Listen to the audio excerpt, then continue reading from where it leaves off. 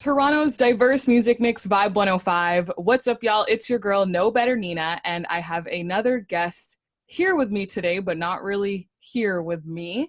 Ladies and gentlemen, please welcome Harman. Hey, Nina, thank you for having me. Of course. Thank you so much for being here. So before we get into everything, HSP Sound, can you tell us what this is and what it stands for? Yep. Basically, so it's also the initials of my name. But yeah, when we were just in the initial phase of thinking about what my brand was going to be, my music's typically been heart on the sleeve, just very raw. And so what it stands for is heart, soul, pride. And that's just what I'm following through with for the brand. Yeah. Okay, cool. And so is this kind of like a collective that you've put together with HSP, or is it more so just a representation of yourself? HSP is more of a representation of myself. The artist name for me is Harman. That's what I go by, Harman. HSP sounds just kind of the overall, if we're doing clothing or just other style things and just anything related to the brand. That's what HSP sound is, and heart, soul, pride is what it stands for. Yeah. Like your jacket in the back there that I see, which is pretty dope. Yeah. And so what was that journey like for you when it came to pursuing music? What kind of inspired you to get here? I mean, it's been amazing. It was the thing that was so beautiful about it was just super organic. It just fell into my life. It wasn't something that was forced. Or music's obviously been a part of my life my whole life. Whether it was just singing, doing covers with a guitar, or now going in the studio and doing all that. But yeah, it was just organic. And shout out to Sunny Diamond Factories. He's one of my first interactions in actually professionally going to the studio, and he's been more of an older brother than an engineer for me. So he just mentored me through a lot, and yeah, good experiences, and it just kept rolling. Now we're here. So was Sunny Diamond someone you knew before coming into the industry, or you kind of built a relationship with as you were getting into music? Yeah, just built a relationship as time went on. But yeah, his advice is what helped me mold and understand better with building my sound. So yeah, big shout out to him. And so was this something that you would say, I guess you had support from family and friends when you were starting out, or something you kind of build a support system with other people within the industry as you went along? Yeah, yeah, it was just something that happened, once again, organic. In the beginning, it wasn't something that was, even me, music wasn't something that was on my radar growing up. It was just something that I just did as a passion. But yeah, support came as I guess put more initiative into it, put more effort into it, and I guess just what's happening came with that. Mm-hmm. And what about the production side of things? Have you dabbled into that a little bit? Are you planning on getting into that? So just basically right now, when I do construct a song, I just do, because of the guitar that I play, I just do very rough, melodic, fill out my melodies, and just the structure of the song. And then when we work with producers, I kind of just chop it up with them. But me personally, producer, no, I'm not doing that. All right. And who are some of the artists you grew up listening to and would credit some of your inspiration to today? See, that's a hard question because you know.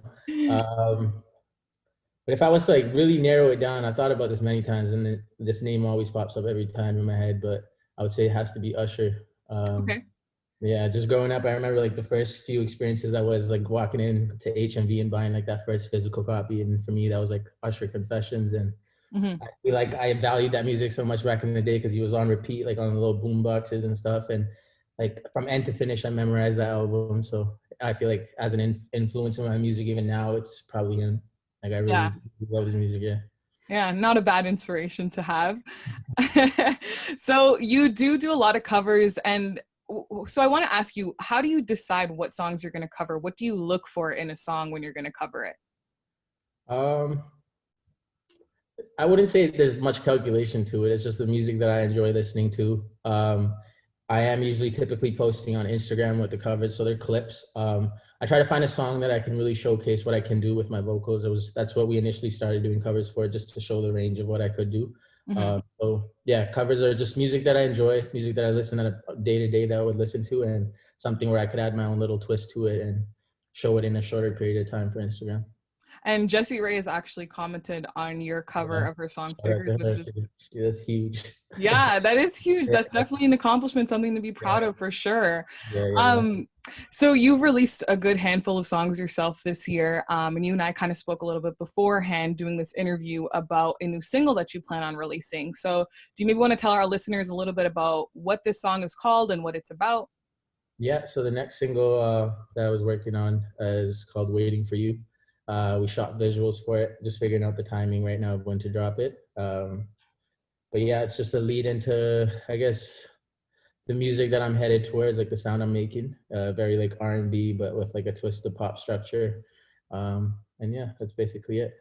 And so what can we expect kind of with the visuals? What was kind of the overall vision for the music video for this song?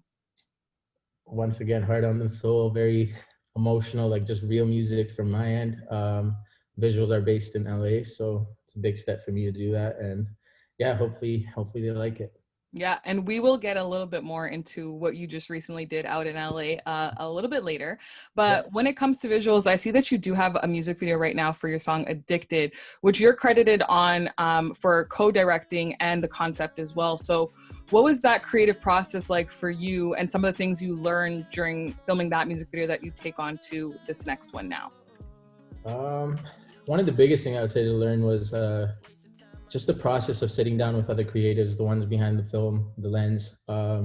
How, just like with music, when you're working with other artists, it's about an interaction of two creatives, not just kind of like cookie cutter, like, oh, I want this and let's go with it. So with that video, we sat down and chopped it up, and I gave him kind of what like that song meant to me. And then the man behind the lens is very important, just as like me. So we kind of went back and forth. And yeah, with the new visuals, it was just more, I guess, more manpower behind it, more opinions and more stuff like that. The storyboarding and stuff. So yeah, so one thing I would say I definitely learned is you need the manpower and more creatives to just figure out the visuals. But for that one, it was a cool experience. Mm-hmm. And so there is a rise in South Asian hip hop artists that we are seeing today, with artists such as Nav and Paisley, but not too many in R&B. And even though you do rap a little bit here and there, you are more of an R&B artist. So what kind of made you go down that route versus the rapping route? What made me go down that road? It was just organic. Like growing up, I told you, like one of the inspirations, Usher, and just the music I listened to, I was always more pulled towards that. I love R&B and hip hop, just rap, and I grew up on all those. So yeah, I'm just being unapologetically me, the music that I like, and it just comes out of my music. There's really no calculation. I always wanted to give this really cool answer, but it's just no calculation. I just really like this music, you know? That's okay. Sometimes that's Yeah, how it happens, right? It just yeah, flows. yeah. So, you know, we briefly mentioned your whole trip to LA, which was very recent. You just got back from there, and according to my detective skills, which are usually right, Yeah. Paisley was also out there at the same time. So was this just a coincidence? Did you guys end up meeting up? Like, did anything happen? What did you do out there? Tell us about this trip. Yeah, I guess it would be a coincidence. Nothing like that. I've had a few runs with Paisley. He's a dope guy, Mhm. super talented. Maybe something with him in the future, maybe. But yeah, out there was just basically we were shooting the visuals for the song that's coming out. Very short trip. Yeah, that's about it. I had a few meetings out there, but the timeline was so short. Yeah. Yeah. And what was it like flying during COVID? Was it weird? Was it like Yeah. busy, quiet? Like, It's just a very weird time. You really experience it in airports. It's just weird, like little simple things. Like I remember I was walking in the airport and just looking at like the fountains where people drink water, and I was like, we really used to just drink out of those. Like, yeah. now people are just masked up, walking like so far, and I don't know, it's a weird time trying to figure it out. Yeah, for sure. It's definitely weird. I can't even imagine. Yeah. Speaking more towards an artist's image, being an artist who outwardly represents Sikhism, Yeah. do you feel like what are some of the struggles you've kind of faced on your journey, if you've had any at all? I always get asked that, and to be honest with you, I guess maybe it's just the beauty of the city we live in with the multicultural vibe. Mhm. I've never really experienced anything like that. Never even thought of it as something that would be an issue. I don't see it as like that's just me. Yeah. And that's, I guess, the beauty of music and art, that like if you take away sometimes that lens, like it's just art. Like you don't see color, you don't see all that and what people look like. So even you saying like outwardly representing Sikhism, to me, like it's not even about me representing Sikhism. It's just naturally been me. It's me. Like I don't categorize it like anything crazy like that. So. Hmm. And so do you feel like your image is something you would ever change at any point in time during your journey throughout the music industry, or it's literally just you? Like it's like that if we're relating it to the Sikhism part, that's definitely me. It's gonna stay. That's not going nowhere. That's just me. Like, Mhm. There's no debate about that. But as an artist, like, you know how there's like themes and styles that happen with, I guess, albums, EPs, like The Weeknd went through his whole image change. Stuff like that's going to happen, obviously. But like, if you're talking about like my identity and what I am, that's not changing. That's not going anywhere. I like to hear that. I love to hear that. So we spoke a little bit about your new track and the visuals for that coming soon. But what else can fans expect from you next? Is there a project that we can look forward to at some point? Yeah, that's in the works. That's in the works. I've been doing the month-to-month EP, month-to-month single thing. So now it's just kind of, I'm going to interact a little bit more with the fans, figure out what I should do. There's ample music. It's just about how to package it right. And yeah, so there's a lot of things we're working on. It's just a matter of the timeline, and like I can keep everybody posted on the socials. Perfect. And so that's what I was going to ask you next. Where can listeners check out your music and keep up with you on social media? Okay, so as an artist, my name is Harman, Harman. It's available on all platforms. Social media, Twitter, Instagram, and all that is HSP Sound. That's where I keep most of the updates coming. And yeah. All right. Be sure to keep it locked right here to Vibe 105 for the rest of the midday vibe, and make sure to check out Harman's music on all streaming platforms. And here he is right now with his single Fall For You. But I always come out shining. I got all the memories, they be haunting all my dreams. This is all I can see. Spotlight on these clowns, it's like the real girls out of town. I think I need a timeout, yeah. Your sound, your vibe. Toronto's diverse music mix. Vibe 105.